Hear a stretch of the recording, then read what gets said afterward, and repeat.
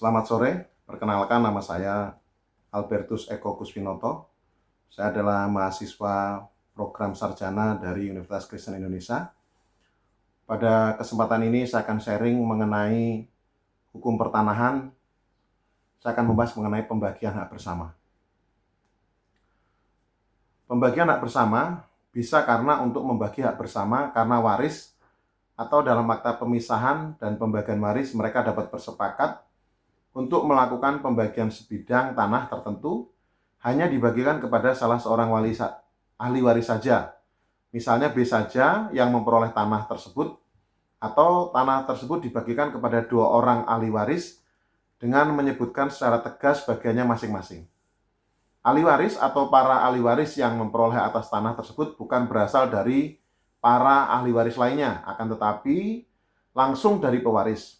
Demikian sebagaimana dinyatakan dalam pasal 1083 KUH Perdata, perolehan hak tersebut bukan terjadi mulai saat dibuatnya akta tersebut, tetapi terhitung sejak meninggalnya pewaris.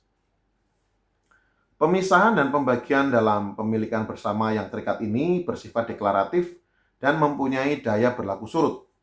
Jadi di sini peralihan hak terjadi dari pewaris kepada ahli waris yang memperoleh tanah tersebut, bukan dari para ahli waris kepada ahli waris yang memperoleh tanah tersebut.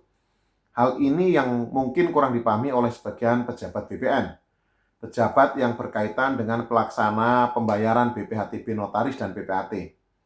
Berdasarkan pengertian tersebut, maka jika kita lihat dari hakikat pemisahan dan pembagian hak bersama yang berasal dari warisan, maka jelas bahwa pemisahan dan pembagian hak bersama yang berasal dari warisan tersebut bukan merupakan objek pajak BPHTB, karena dalam hal tersebut tidak terdapat peralihan hak dari ahli waris yang satu kepada ahli waris yang lainnya. Yang ada di dalamnya adalah peralihan hak dari pewaris langsung kepada ahli waris yang memperoleh tanah tersebut. APHB merupakan akta yang dibuat untuk melakukan pembagian hak bersama milik beberapa pemegang hak. Dengan dilakukannya pembuatan akta APHB, maka terjadi peralihan hak salah seorang atau beberapa orang di antara pemegang hak bersama tersebut kepada salah seseorang atau beberapa orang lainnya dari para pemegang hak bersama yang bersangkutan. Dengan dibuatnya APHB, maka jelas di sini pemisahan atau pembagian yang dilakukan berdasarkan APHB merupakan objek BPHTB sebagaimana dimaksud dalam pasal 85 ayat 2 huruf A angka 7 Undang-Undang Nomor 28 tahun 2009 tersebut, dan karenanya terhutang BPHTB yang harus dilunasi sebelum dibuatnya akta APHB tersebut. Di dalam perolehan hak karena warisan, pembuatan APHB ini dilakukan jika sertifikat tanah hak bersama tersebut telah dibalik nama ke atas nama sesuai ahli waris, misalnya ke atas nama B, C, D, E. Akan tetapi kemudian B, C, dan E bermaksud menyerahkan haknya kepada D.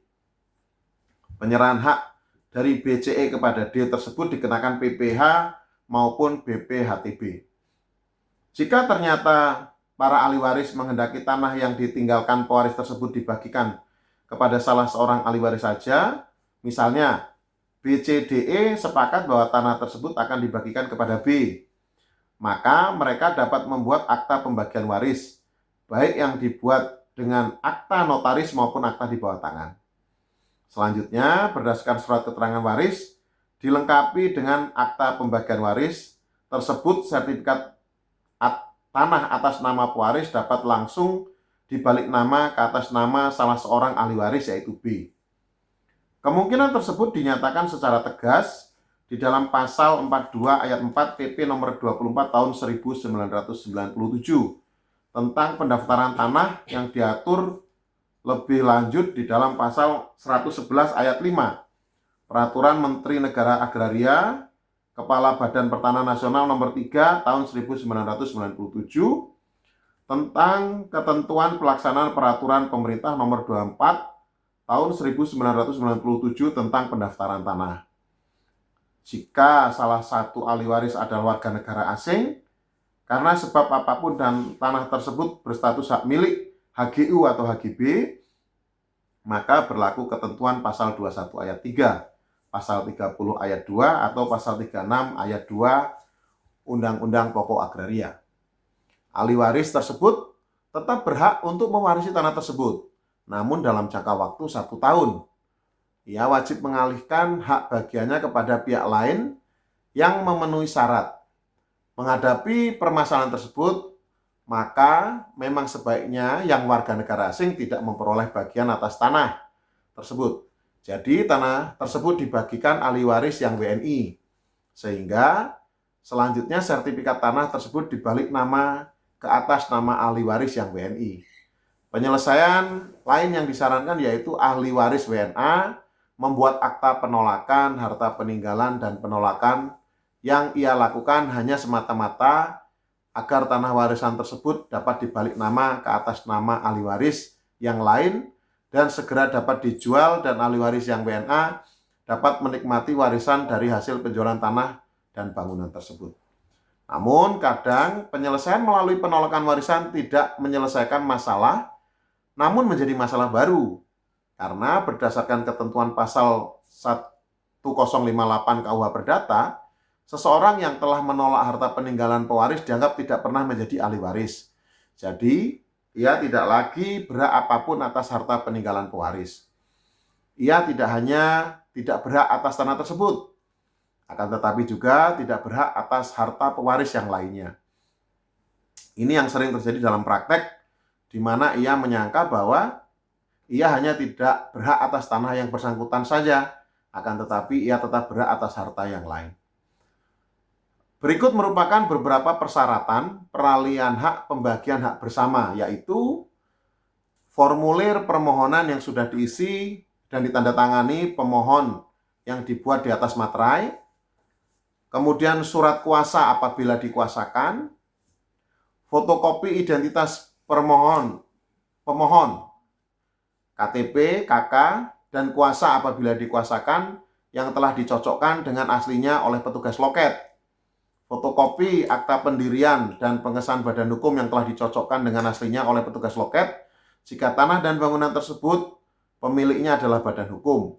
Kemudian adalah sertifikat asli, akta pembagian hak bersama yang dibuat PPAT, izin pemindahan hak apabila di dalam sertifikat atau keputusannya dicantumkan tanda yang menyatakan bahwa hak tersebut hanya boleh dipindah tangankan jika telah diperoleh izin dari instansi yang berwenang.